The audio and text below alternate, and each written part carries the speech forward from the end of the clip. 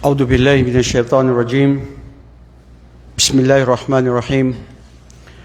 الحمد لله والصلاة والسلام على أشرف الأنبياء والمرسلين سيدنا ونبينا محمد أرسله الله بالحق بشيرا ونذيرا وبين يدي الساعة من يطع الله ورسوله فقد رشد ومن يعص الله ورسوله فلا يلوم إلا نفسه ولا يضر الله شيئا. اللهم لك الحمد ولك الشكر دائما وأبدا يا خالقنا ويا رازقنا. اللهم إننا نسألك الثبات في الدين. اللهم زدنا علما وبارك لنا في هذا اللقاء إنك أنت السميع العليم يا ذا الجلال والإكرام. وأصلي وأسلم على سيدنا ونبينا محمد وعلى آله وأصحابه. أما بعد. السلام عليكم ورحمة الله وبركاته.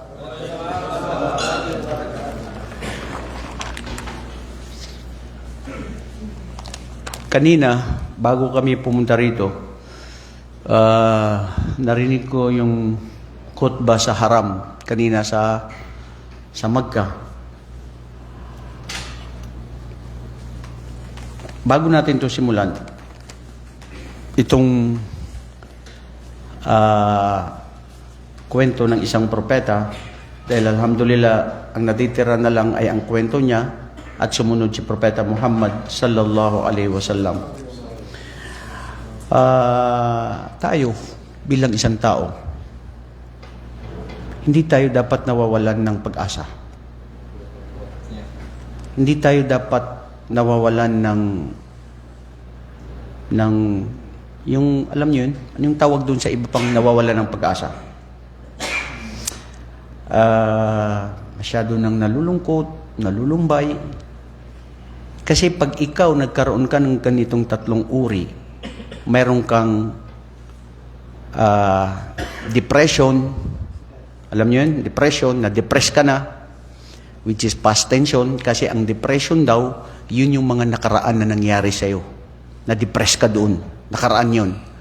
Tapos, kasama pa na na-stress ka ngayon, dahil sa trabaho, dahil sa anong nangyayari sa iyo ngayon, o nag-aaway-away kung sino nag-aaway-away dyan, lalo na ikaw na may mga pinagdadaanan, o ako, kahit sino sa atin, stress sa trabaho, lahat. Tapos, kasama pa yung fear na ikaw ay nangangamba at natatakot sa ano na ang mangyayari. So, nagkaroon ka na ng anxiety, depression, stress, anxiety, or fear, then what would be the result? Almost nawawalan ka ng pag-asa. Minsan, dumadaan tayo sa parang nawawalan na ng pag-asa. Bakit? Kasi tao tayo. Wa khuliqal insanu da'ifa. Nilikha ang tao na siya ay katotohanan nangihina minsan. Kaya ang Islam, mga kapatid, at ang ating relihiyon, ang Allah subhanahu wa ta'ala, ay sinabihan tayo, La taqnatu min rahmatillah wala tayasu min rawhillah. Tingnan nito. Mismo ang Allah subhanahu wa ta'ala nagsabi dito. Sa Quran, sa Surah Az-Zumar, verse 53 yata yun. Anong sinabi ng Allah? Qul li ibadiyalladhina asrafu ala anfusihim la taqnatu min rahmatillah innallaha yaghfiru dhunuba jami'a. Sabihin sa aking mga alipin na huwag silang mawalan ng pag-asa sa aking habag at awa. Dahil katotohanan siya ang Allah ang nagbibigay ng habag, awa, kapatawaran sa mga tao, kanyang mga alipin na nagnanais na magbalik loob. Bro, anong punto rito? Magbalik loob tayo sa Allah. Magtauba tayo sa Allah. Araw-araw. Bawat segundo. bawat minuto, Dahil yan ang gusto ng Allah sa atin. Ang pinakamarangal, pinakamamahal ng Allah ay ang taong nagbabalik loob sa Kanya. Kathratul istighfar. Yung paramihin yung pag-istighfar natin, pagtatawba natin sa Allah, dahil sa pamamagitan nito, dumarami ang mga biyaya ng Allah sa atin. Nagpapawala ito ng mga pangamba, lungkot, lumbay sa ating buhay. At nagkakaroon tayo ng malakas na ugnayan sa ating tagapaglikha. Ang alin? Ang pagtatawba, mga kapatid. Which is yan ang pinakamabuti sa ating relihiyong Islam. Wala kang karapatan ikaw na sheikh, ikaw na ustad, ikaw na kapatid, ikaw na mangangaral, magulang o sino ka man, na sabihan na wala ka ng pag-asa para patawarin sa iyong kasalanan. Ikaw ba ang Panginoon para husgahan ako? Na ang Allah subhanahu wa ta'ala, ang pinakamamahal niya ay ang taong nagbabalik loob. Mga kapatid, ang punto rito, yung wag kang mawalan ng pag-asa sa lahat ng aspeto ng buhay. You should always be optimistic. Whatever happens, befalls on your life, you always think positive about Allah subhanahu wa ta'ala.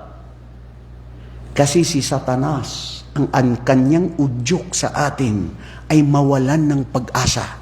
At ang mga nawawalan ng pag-asa, yung mga didepress o nawawalan na ng pag-asa sa Allah o sa kanilang buhay, lumbay hanggat sila ay yung iba sa kanila, waliyaudu billah, nagpapakamatay na. Dahil akala nila yun ang solusyon, which is sa Islam, ang pahirap sa atin ay habag at awa ng ating tagapaglikha. Hadith ni Propeta Muhammad sallallahu alaihi wasallam, nasabi ni Muslim, naiulat ni Muslim, na sinabi ni Propeta sallallahu alaihi wasallam, "Walladhi binafsi biyadi, law lam tudhnibu la dhahaba Allahu biqaumin yudhnibuna fayastaghfirullah fayaghfirullahu lahum." Allahu akbar. Subhanallah. Tignan niyo to. Sabi ni Propeta sallallahu alaihi wasallam, siya ang Allah, ang aking tagapaglikha ng aking buhay na kasalalay sa Kanya.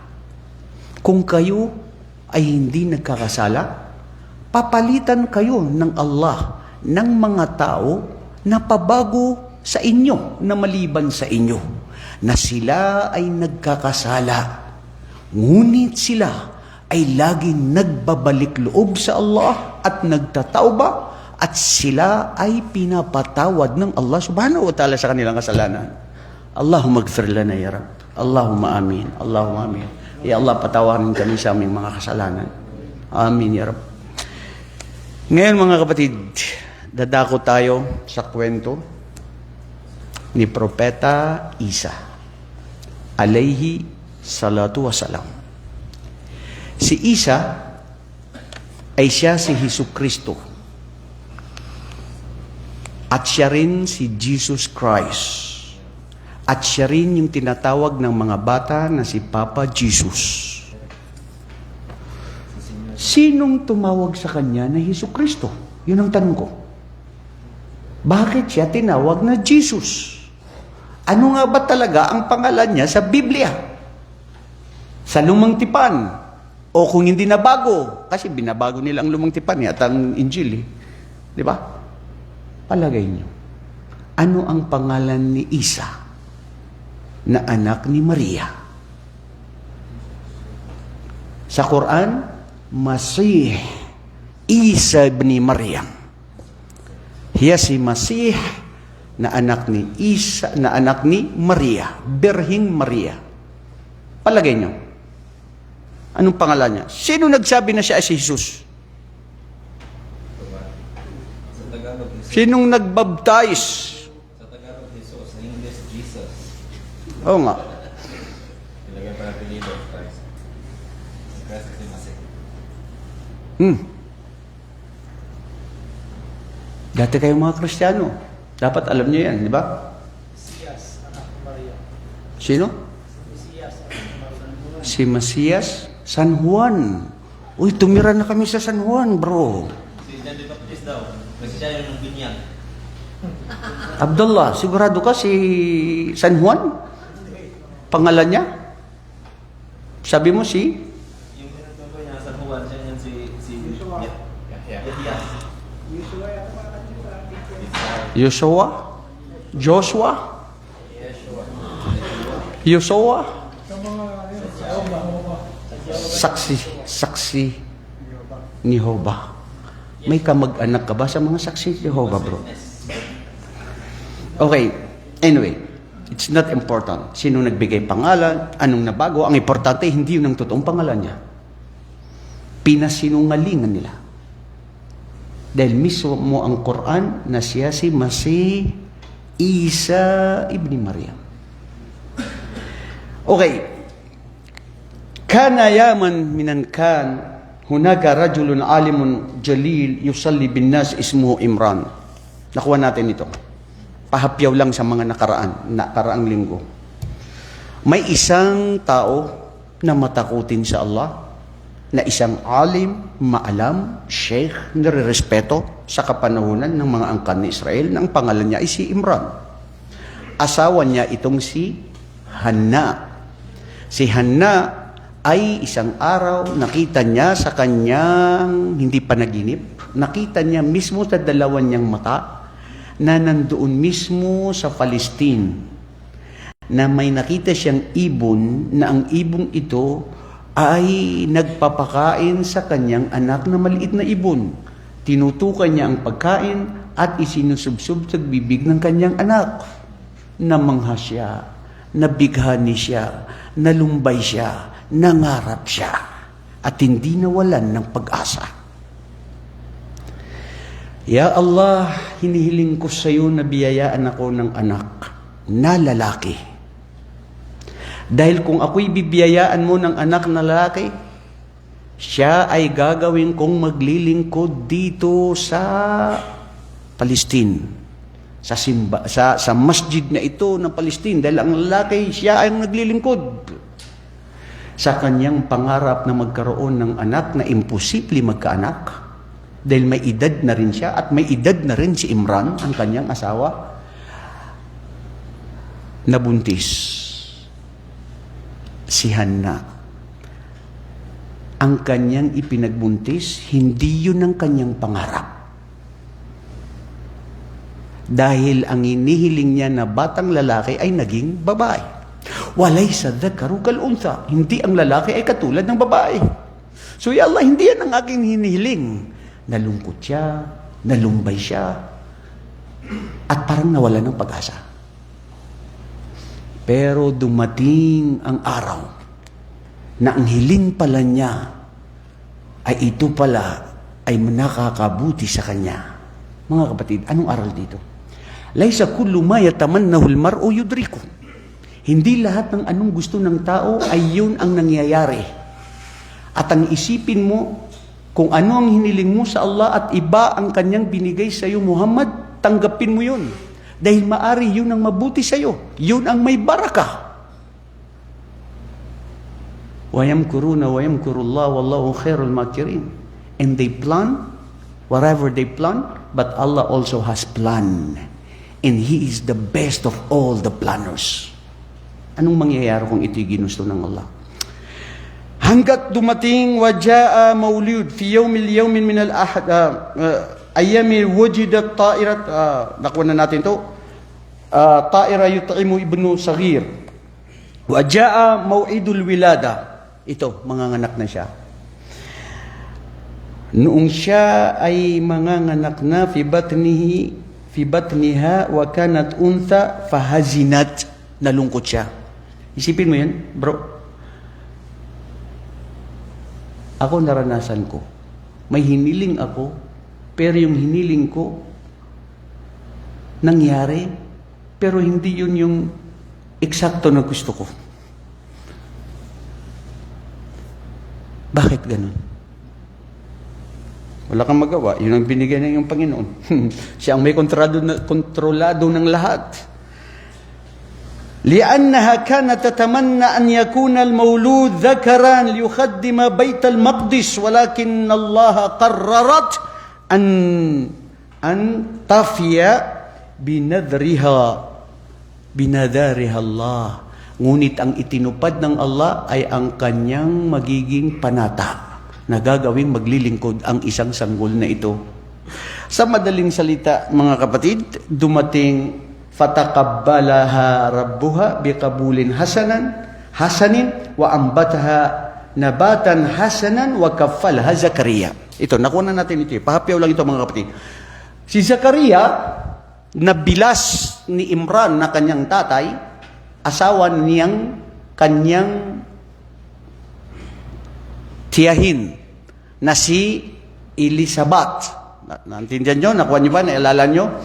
Tapos siya ang nagkupkup kay Maria. Balik tanaw sa nakaraan, sa lahat ng ipinapanganak ng mga sanggol, maliban si Maria, si Birhing Maria, kasama ang kanyang anak na si Isa, alayhi salatu wasalam, na silang dalawa na ipinanganak sa mundo na kailanman ay hindi nahaplos ni Satanas. Ikaw at ako, lahat ng ipinapanganak na haplos ni Satanas. Hadith yan ni Propeta sallallahu alaihi wasallam, ma min maulidin yuladu illa nakasahu syaitan fayastahilu sarikhan min naksihi syaitan ila Maryam wa ibnu, maliban kay Maryam at saka kanyang anak. Kaya ito ang interpretasyon ng ibang mga sanggo ng mga pantas pag naiyak ang bata dahil yun ay nahaplos ni Satanas. Bakit? Dahil si hadith ni Abu Hurairah radhiyallahu anhu na kung saan nabasa na sinabi ng kanyang ina, inni uiduha bika wa dhurriyyataha minasyaitonir rajim. Ya Allah, hinihiling ko sa iyo na protektahan siya at ang kanyang magiging anak mula sa Satanas na iyong isinumpa. At yun nga tinanggap ng Allah subhanahu wa ta'ala at yun nangyari na ipinanganak na si Isa ibni Maryam. Allahu Akbar. Nakuha din natin yung nagtaka na si Zakaria, di ba? Dahil lagi niya natatagpuan si Maria, mga kapatid, kayo na mga dating mga Kristiyano, pakinggan nito yung mabuti. Dahil hindi ito ikinuwento sa inyo ng Biblia o pati si Padre Damaso. Isama mo pa si Padre Zamora. Lahat yung mga padre na yan, hindi nila kwento sa inyo ng kompleto dahil wala yan sa Biblia. Sa Quran nyo lang matatagpuan ang pinakadetalyadong kwento